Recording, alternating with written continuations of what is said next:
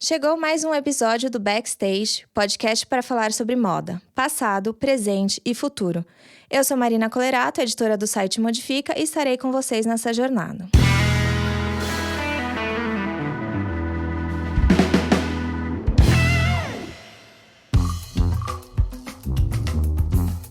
Chegamos em mais um Backstage. Dessa vez quem está com a gente é a Laís Roberta, La Robertita, que a gente conhece, na verdade a gente já acompanhava fazia um tempo e pareceu um momento ideal para a gente conversar agora. Laís, muito obrigada por estar com a gente e estar participando aqui do Backstage. Nem vou te apresentar, vou passar como sempre as apresentações para você mesmo. Me conta um pouquinho de você e a nossa clássica pergunta: como é que você veio parar na moda? Oi, gente, muito prazer, que honra imensa estar aqui nesse local de fala que é tão importante para mim e para diversas outras pessoas, né? A moda na minha vida, ela se inseriu de uma forma muito louca, e muito natural e muito orgânica também, porque quando me perguntam qual é a minha maior referência, eu não fujo das minhas raízes, eu não fujo das mulheres que eram próximas a mim e que faziam moda de forma acessível, com o que estava dentro da realidade delas, né? Então, a minha maior referência, sem sombra de dúvidas, é a minha mãe. Vocês não podem ver a imagem aqui, mas eu estou usando uma roupa que era da minha mãe. Então, a moda ela veio aos poucos, de forma realmente orgânica, vendo a minha mãe se utilizar do que tinha dentro do guarda-roupa para criar várias possibilidades. E a partir disso, eu fui também reproduzindo a minha maneira, a minha leitura. E quando eu fui ver, também existia um segmento chamado moda plus size, e lá estava eu, também de forma extremamente orgânica, trabalhando, fotografando para uma marca de uma amiga e depois para uma outra amiga, e quando eu vi, eu joguei esse material na internet, e aí uma loja me contratou, outra loja me contratou. Então, para além de gostar de moda, eu também participo da moda de uma forma como modelo, né, na frente das câmeras, verbalizando isso para outras pessoas. Isso era algo que você não previu, né? Você já era, quando você era pequeno, porque tem muitas histórias, né? A pessoa fala, desde pequena já imaginava modelo, não foi o seu caso. Nossa, não foi mesmo, até porque essa coisa de ser uma modelo gorda é uma coisa muito recente, né? Então, jamais eu, Laís, gorda, com o cabelo crespo, uma criança que não se via, e sim, hoje nós ainda temos uma geração, que é a minha geração, que eu nem sou tão velha, eu tenho 26 anos, mas numa curta linha do tempo, nós não tínhamos essa representatividade, nós não tínhamos essa representação. Então, para mim, ser modelo era totalmente fora de cogitação. A minha referência mais próxima, que foi algo que eu até comentei esses dias e trouxe, a discussão era o Fat Family. E o Fat Family, ainda assim, era extremamente estereotipado, usavam como ofensa, né? Você não é bonita, você é Fat Family. E os caras tinham uma puta potencialidade vocal, uma musicalidade, uma estética, uma presença. Hoje eu bato no peito e tenho extremo orgulho. Sim, eu sou semelhante ao Fat Family, me representa, eu sou aquilo. Mas há 10, 15, 20 anos atrás, gente, isso era impossível, né? Então eu até brinco que eu queria ser adolescente hoje, queria ser criança hoje, para ter uma boneca da minha cor, para ver uma modelo como eu em frente às câmeras. Era isso que eu ia falar, né? Eu tenho 33, também estou muito próxima de você, de não ter visto nada nesse sentido, né? A gente realmente, hoje, as crianças, ainda que diminuto, ainda é muito maior do que na nossa infância, e quem dirá na infância da sua mãe, né? Das suas avós, enfim. É uma transformação bastante importante. E história é a sua formação, é isso? Porque a gente entra no seu perfil, historiador e fashionista, e daí eu falei, e a gente conversou já, acho que com uma pessoa que trabalha com história também, da moda. Eu falei, cara, que bacana vai ser a Laís contar esse vucu-vucu aí. Nossa, é isso, né? Aquela criança que eu até falo que eu não tinha muita certeza, porque eu não me via nos espaços, né? Então, o que eu quero ser? Será que eu posso ser a Laís criança, a Laís adolescente? Não almejava, não tinha tanta certeza. Então eu quis ser muitas coisas. E entre essas coisas eu caí na história. Só que na história entra para mim também com uma questão de afirmação. Quando eu estava na escola, eu era criança que sofria bullying. Então eu era o alvo, eu tinha todas as características para ser o alvo desse bullying. E quem acreditava em mim eram os meus professores. Assim, eu sou muito abençoada em falar que eu tive professores incríveis que acreditaram no meu intelecto, que acreditaram naquela persona, naquela criança que estava ali, que não tinha noção nenhuma. E aí, e dentro de tudo isso, com a relação de admiração intensa com os meus professores, porque eu era aluna puxa-saco, sim. Minha mãe era mãe que estava lá na reunião de pais, que falava, eu acredito na palavra do professor, você não vem mentir para mim, não. Então, a educação sempre foi um referencial, até porque eu vim de uma família de mulheres professoras, então a maior parte da minha família mora em Pernambuco, e lá nós temos pedagogas, biólogas, professoras de educação física, e aí eu tive uma relação muito próxima com a história. Sempre gostei muito de história, sempre foi a minha matéria do coração, sempre fui muito próxima dos meus professores, e aí eu fui crescendo e fui tendo noção do peso disso na minha ancestralidade, na minha história, na minha representação em sociedade, no que a minha imagem significa e quem veio antes de mim, né? E aí estudar história para mim é minha grande paixão. Então eu estou aí nesse mundo gigante de história, de moda e música, enfim. É um vucu-vucu. É um vucu-vucu, como a gente falou, né? Não, mas é ótimo. Acho que a moda precisa, a gente fala aqui o tempo todo no backstage, né? Que a moda precisa de pessoas em vários lugares, né? Então, na história, na sociologia, na ciência política, sabe? Acho que essa aproximação entre os saberes para a moda é muito essencial para a gente sair desse lugar de futilidade, né? Porque, inclusive, na questão da imagem, você trouxe a importância que né, para construção de personalidade, inclusive para conseguir imaginar possibilidades para si mesma, né? E daí uma pergunta que, enfim, que eu quero te fazer, voltando um pouquinho para a sua experiência enquanto modelo, você falou que foi bem orgânico, né, esse processo. Então, eu imagino que você trabalhe com marcas que você gosta ou conheça, ou que tem mais ou menos algum fit. Mas já rolou para você, assim, coisas que, sei lá, as pessoas queriam uma modelo plus, mas não estavam preparadas, sabe? Algum desconforto, alguma coisa nesse sentido? Porque a gente sabe que, quanto, né, a pessoa que faz muita coisa sempre tem uma história, né? Mas eu imagino que você, que também faz bastante coisa, mas no universo um pouco mais intimista, não acho também que você tenha escapado desse preconceito que está posto nas nossas cabeças, né?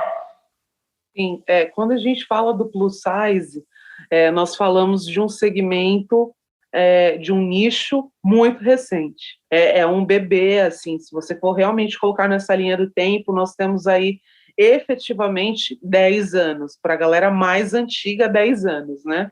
10, 15 anos, 12 anos no máximo. E como qualquer lugar, como qualquer processo em construção, em andamento, ele está cheio de preconceitos, de estereótipos, de estigmas, é muito complexo. Então, eu ainda reconheço as minhas infinitas passabilidades, porque dentro de me comparar, não me comparar, né? Eu paralelo a uma outra gorda maior, mais 60, eu ainda sou mais curvilínea, com a cintura mais fina, que é uma coisa que o mercado, ironicamente, dá preferência, que são as gordas supostamente sem barriga, né? Que é o que eles dizem que vende.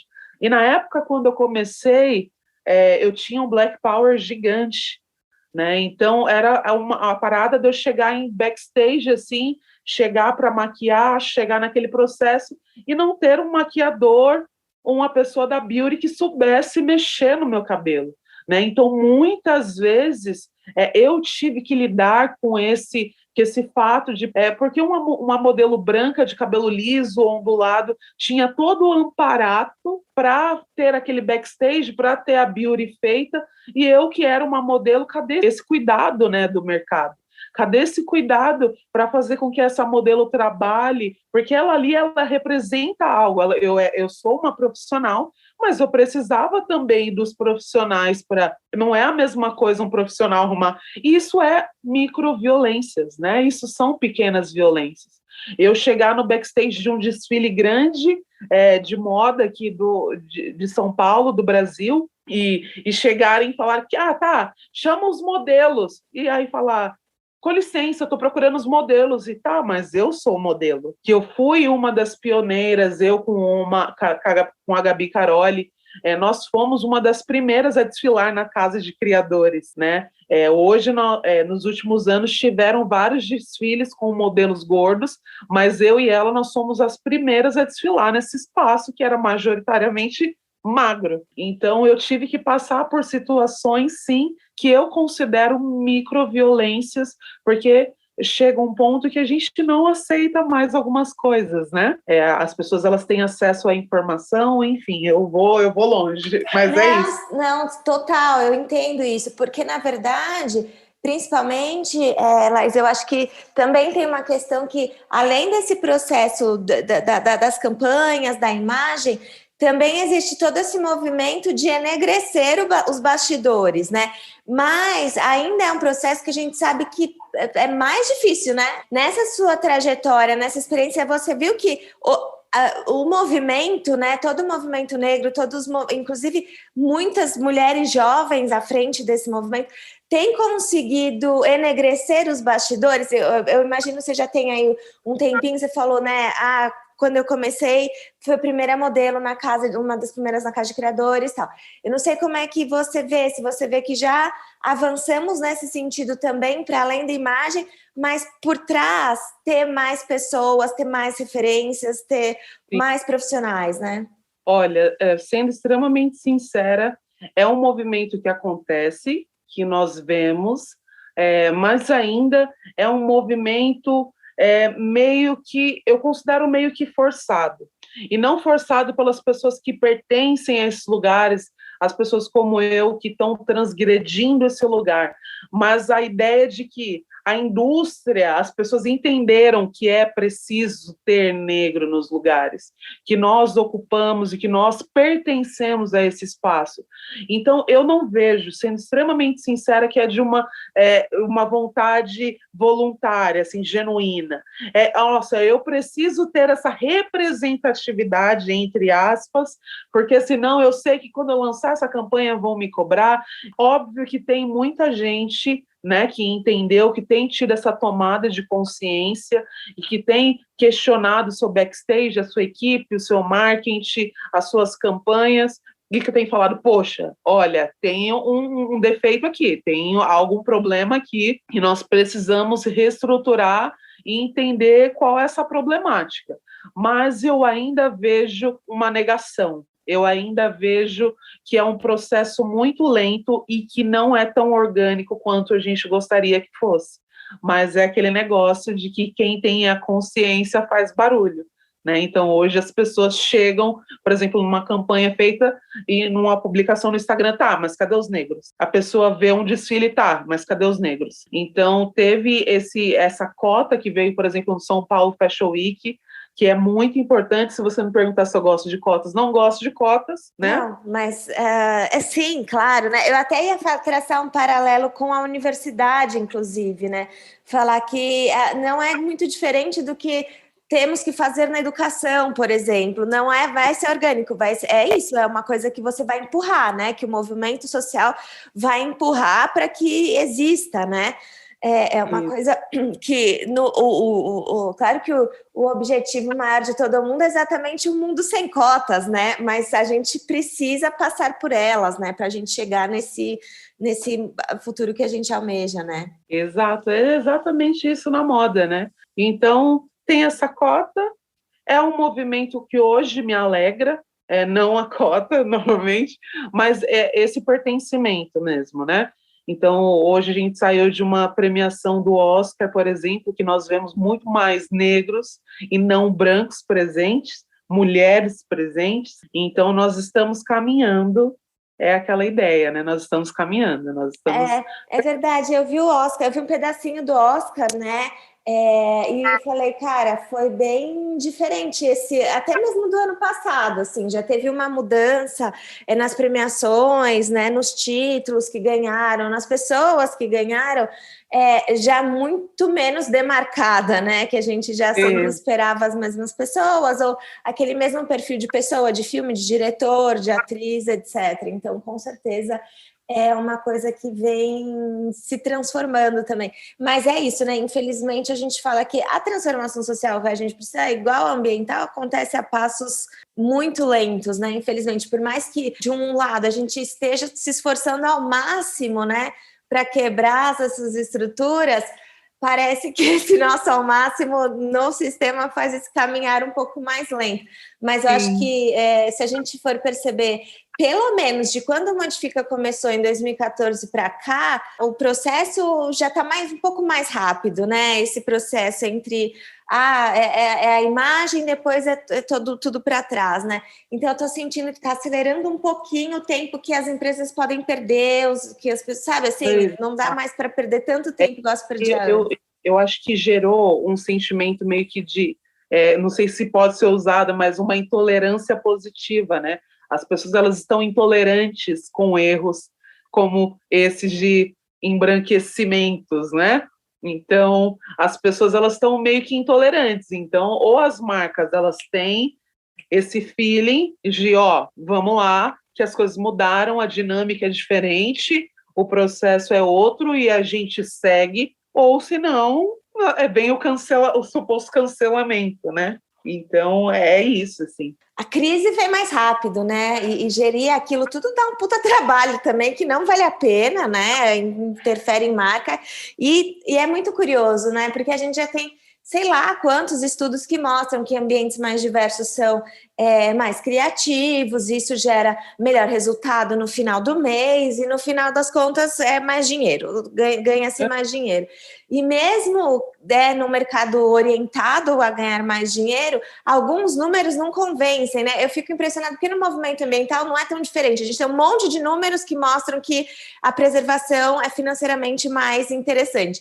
No movimento social é a mesma coisa, né? A diversidade nos ambientes de trabalho é mais interessante, mas não é curioso, né?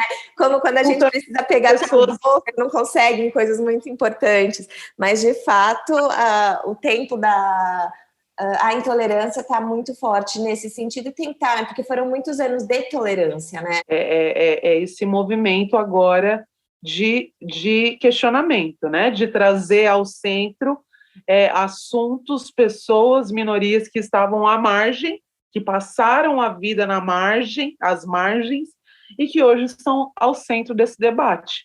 E quando você traz essas pessoas ao centro desse debate, você tem uma quebra, um questionamento muito grande nas estruturas, que eu falo que são estruturas de ferro, que a gente está vindo quase como ferrugem, né? Porque é verdade, É uma excelente analogia, na verdade, porque o ferrugem ele pode demorar um pouquinho, mas ele corrói, né? Exato. E ele leva abaixo. Ele leva abaixo. Então, nós temos essas estruturas de ferro tradicionalistas, embranquecidas, padrões, e aí nós somos realmente esse ferrugem que corrói, mas Sim. Ele vai corroer. E Laís, sabe uma coisa que eu não posso deixar de falar? Assim, você não é uma mera modelo, né? Você é uma grande construtora de imagens, porque quando a gente entra no seu Instagram, a gente vê todo um trabalho muito cuidadoso, que inclusive a primeira coisa que sim, se a gente não lê o perfil, né, e vê, me parece, parece que ela é stylist, parece que ela trabalha com fotografia, algo nesse sentido. E sim e não, né? Então me conta, como é que você foi desenvolvendo esse link, que é muito maravilhoso. Imagino que para você não deve demorar se já não foi chamado para fazer direção criativa, então que não está tão dentro da sua carreira acadêmica, né? Mas está dentro da sua carreira profissional como modelo. Mas então, me conta um pouquinho, porque é muito refinado, né? Achei muito cuidadoso toda a proposta. Então, eu falo, nossa, não, Laís, me parece muito uma diretora criativa, assim, E, inclusive, porque você disse fashionista lá, eu falei, pô, é isso. Então, porque você não tem uma trajetória, né, formal de design, de moda e não sei o quê, mas tem todo esse senso estético. É da mãe também? Olha, eu falo que a minha mãe é muito louca, assim, que me dá vontade até de chorar. A minha mãe, com certeza, é minha referência em N coisas.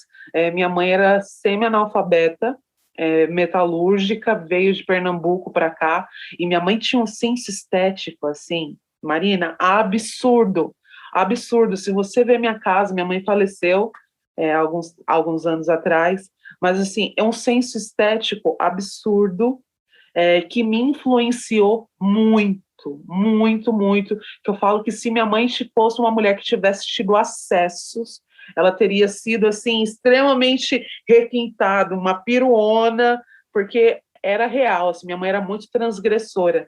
Então, eu sempre tive esse quê com estética, né? E essa minha, quando as pessoas entram no meu perfil, é proposital. Eu tenho esse cuidado com paleta, com composições, é extremamente cuidadoso e é extremamente pensado. E por que eu faço questão de falar isso? Porque hoje nós temos aí em alta esse conceito do aesthetic, né? Do minimalismo. E esse é um espaço que eu me vejo, que é um espaço de elegância, que é um espaço que tem alfaiataria, que tem cortes, que tem texturas, que tem movimento, que tudo isso é muito evidenciado. Então, para além da minha imagem, eu coloco objetos e sensações à frente daquilo, né? Eu faço toda uma construção imagética com as pessoas, que é mais um lugar muito branco, muito padrão. E eu falei, gente, eu gosto disso.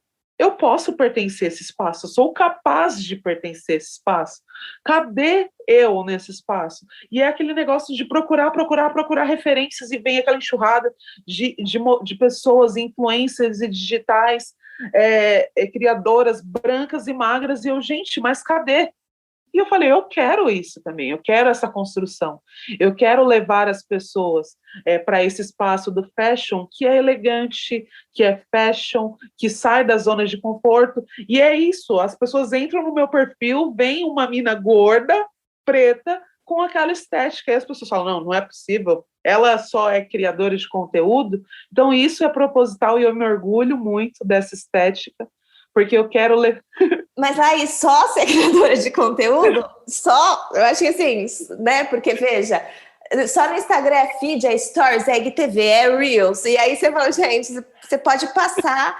E a gente aqui no Modifica, que faz as outras coisas, a gente fala, meu, fazer conteúdo para vocês é sem fim. É sem fim. É como se você tivesse, tipo, enxugando gelo, assim, nunca acaba, e é aquilo, né, é uma coisa que tem que ter toda uma construção, então não é só, né, tipo, uou, e, nossa, e com certeza, eu vejo Laís, meu, muito, assim, se você debandar para essas áreas, seria uma área muito legal, né, e realmente, assim, eu fiquei pensando enquanto você foi falando nas pessoas que eu mais ou menos conheço, porque eu acompanho bastante coisa, mas a gente às vezes não lembra, né? E aí fiquei pensando, e de fato, assim, porque também eu acho que é uma coisa, né, Laís, que pelo menos até a gente ter mais acesso às redes, era uma coisa de quem ia viajar muito, quem tinha acesso a determinados espaços, a chamada alta cultura, né? Então era uma coisa que você ia, de fato, né? Você vai subindo, embranquecendo e encarecendo, né? Digamos assim, essa questão, né? E agora, acho que com a internet também tem as possibilidades de pessoas criativas criarem referências das suas próprias formas, que não sejam exclusivamente tendo que ir todo ano para Paris, sabe? Uma coisa que, né, ou conheceu o mundo inteiro para ter aquelas múltiplas referências. Então, isso é muito legal, porque, inclusive, para quem não conhece, assim, gente, eu tenho formação na área de moda, fiz história da arte, eu tenho zero esse senso estético para a imagem, sabe? E daí eu admiro muito, porque é um puta trabalho, né? E numa rede super craudiada, é diferente de, inclusive, outra relação de você pegar uma revista, né? Porque eu sou da época de abrir a revista para ver essas imagens, né? Então, nossa, não é só, né? É um puta trabalho que aí pode engendrar muitos outros, inclusive, né? Hoje, como eu gosto de fazer as coisas, eu gosto de começar coisas do zero. Então, mesmo eu sou formada em marketing, eu fiz história, que eu entrei na faculdade com 17 anos, vem um pouco dessa ideia também de me fazer pertencer, que foi um pouco do que os meus professores entenderam em mim. Hoje eu não vejo como algo tão positivo, mas eu entendi que eu conseguiria pertencer aos espaços estudando. E para além dessa construção de que eu preciso estudar, eu não tinha essa consciência, porque as pessoas só eram meus amigos supostamente para fazer trabalho, para apresentar um trabalho. Então eu entendi que isso era uma ferramenta, né? Então eu fui uma grande nerdona, assim, né? Então eu fui começando as coisas e hoje eu comecei a fazer um curso de produção de moda e stylist. Então hoje a partir de agora eu começo a ter esse novo nicho aí.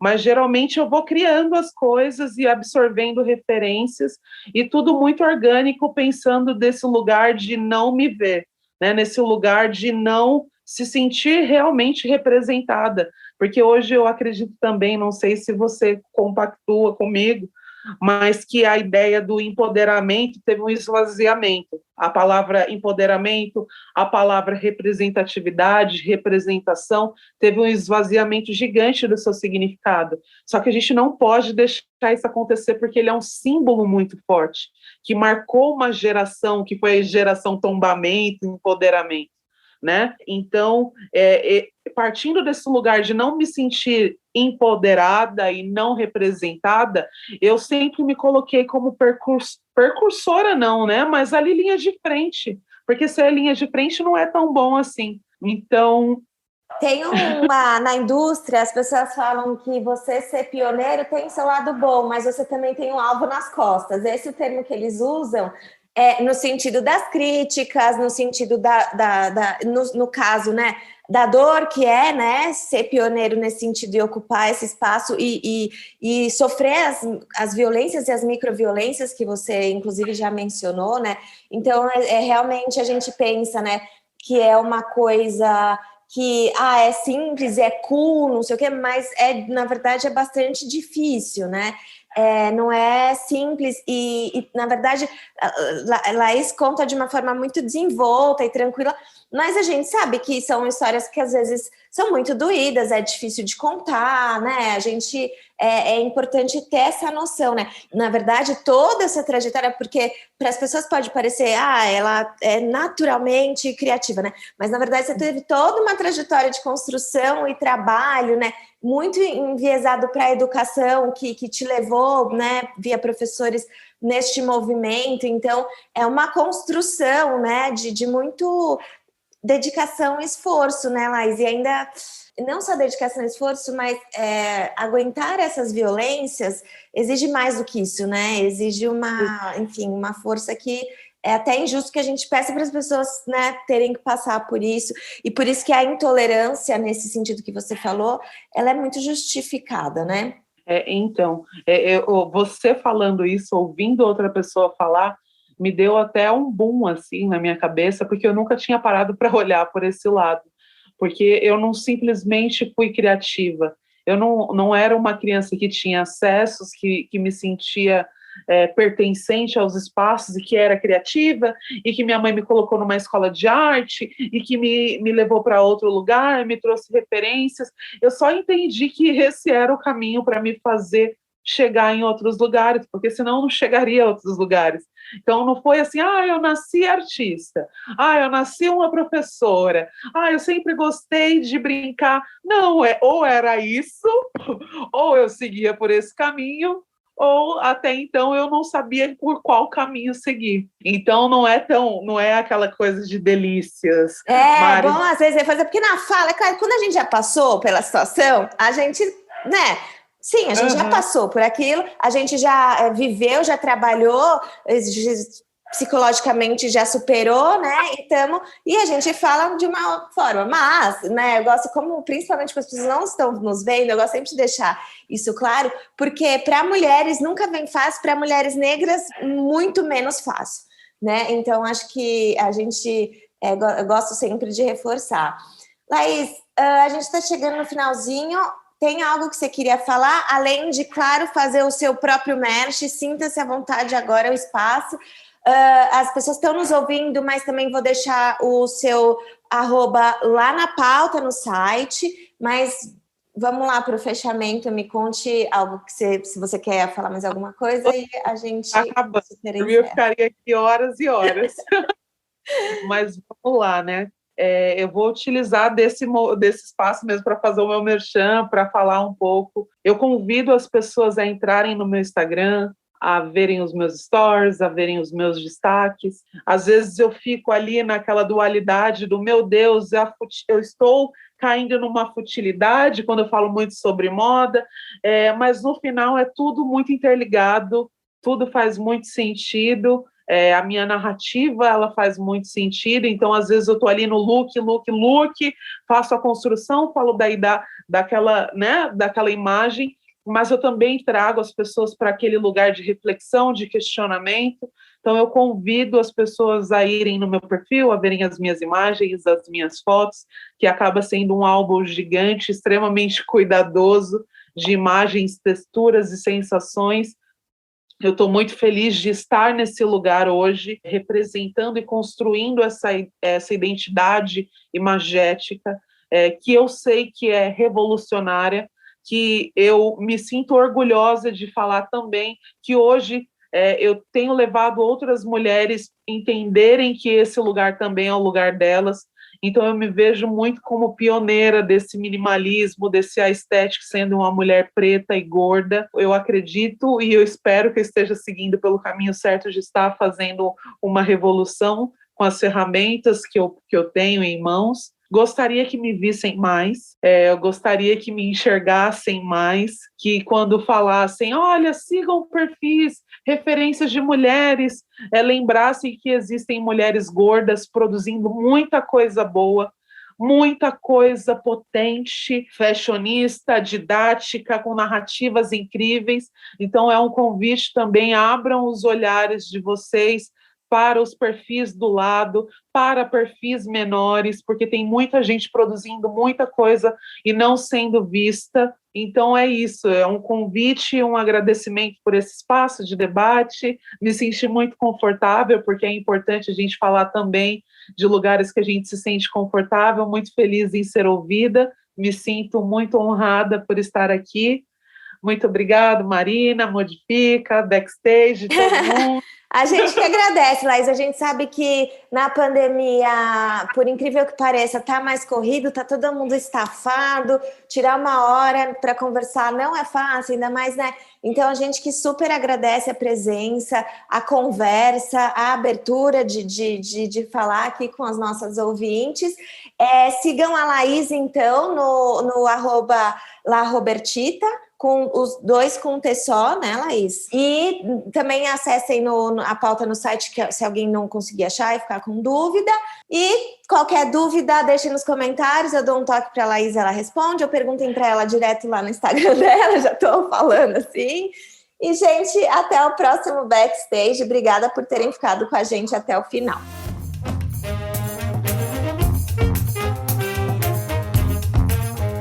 O podcast Backstage é uma produção do Modifica. Se você gosta de ouvir este e nossos outros podcasts, não esqueça de assinar o Clube Modifica. Colaborar financeiramente com o jornalismo independente é a melhor forma de manter nosso conteúdo livre de paywall e com cada vez mais qualidade. Lembrando que quando você colabora com o Clube Modifica, você remunera uma série de profissionais que fazem o Modifica acontecer. Acesse modifica.com.br/apoie e saiba mais.